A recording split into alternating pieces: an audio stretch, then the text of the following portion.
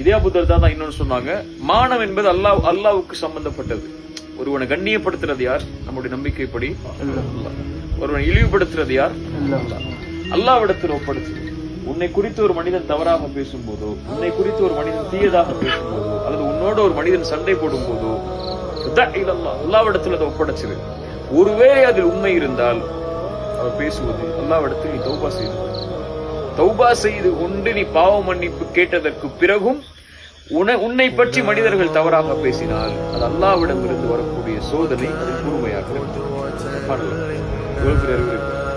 ஒருவேளை நீ அவங்க உன் மேல அவதூறு சொல்லல, ஆனா உனக்கு அது அவதூறா தோணுது, அல்லது உன் மேல தவறு சொல்றது உனக்கு பிடிக்கல அப்படின்னா உனக்கு அல்லாஹ் எச்சரிக்கிறான் அவர்கள் மூலமாக. நீ தனிமையில் உட்கார்ந்து அல்லாஹ்விடத்திலே தௌபா செய்து கொள்.